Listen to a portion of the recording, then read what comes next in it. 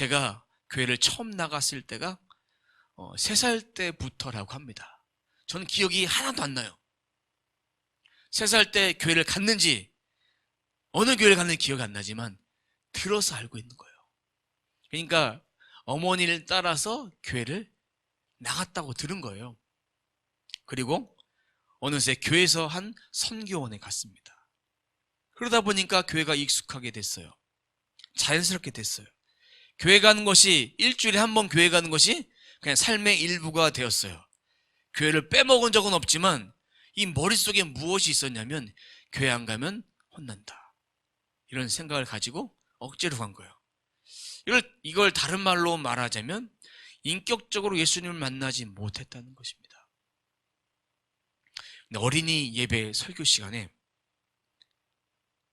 앞에 설교하시는 전도사님인지 목사님인지 모르겠지만 그때 하신 말씀이 있었어요.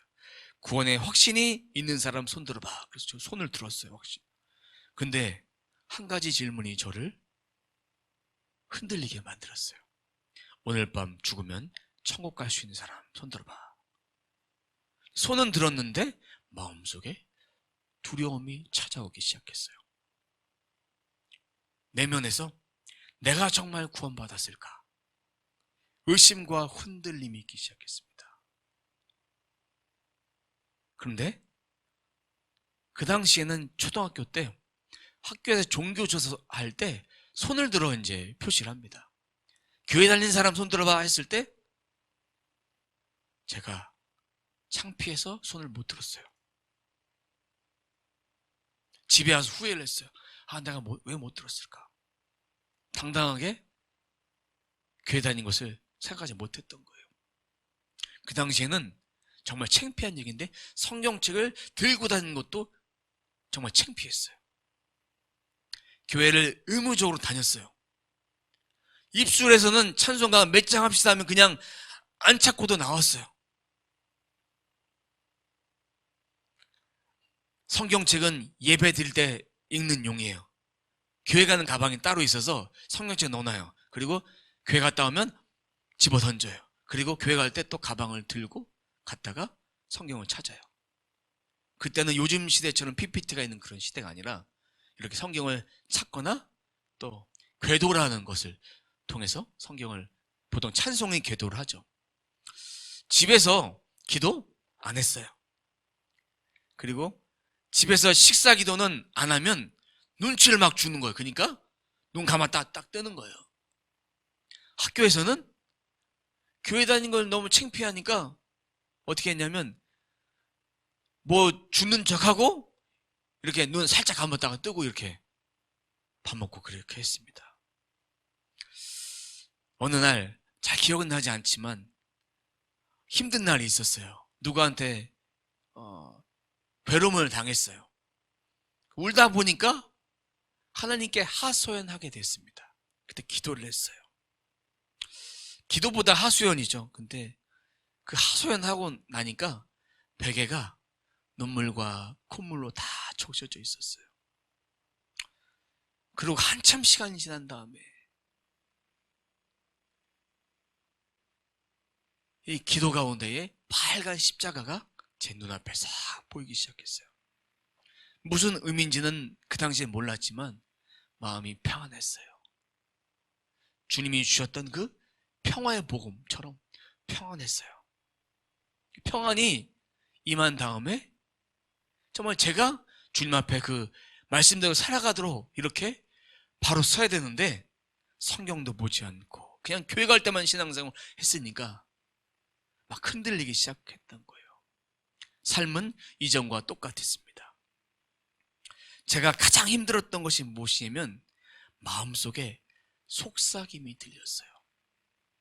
그 음성이 여전히 들렸습니다. 어떤 음성이냐?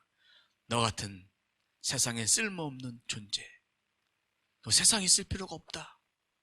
공부도 못하지, 운동도 못하지, 발표도 못하지, 교회를 다니면서 교회 다닌다고 정직하게 말도 못하지, 친구도 없지, 잘하는 게 하나도 없지.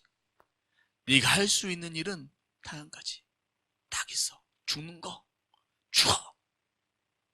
이런 얘기를 어렸을 때부터 계속 내면에 속삭이는 소리가 들려왔습니다. 그러면서 마귀가 그러는 거예요. 가장 쉽게 죽는 방법이 있다. 옥상에서 뛰어내려. 그런 얘기가 계속 들려왔어요. 이 밖에 수많은 소리가 내면에서 들려왔습니다. 마음으로부터 울림이 있어서 그 소리로 들어왔습니다. 이런 소리를 들을 때 제가 생각했던 게 뭔지 아십니까? 나 미친 거야? 이런 생각이 들었습니다.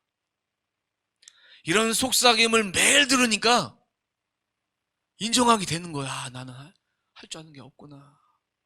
학교에서 뭐 시키면 막 가슴이 쿵쿵쿵쿵 떼서 손도 못 들고 발표도 못하고 책 읽으라고 해도 책을 못 읽고 난 이런 존재구나라는 그런 생각들을 했습니다.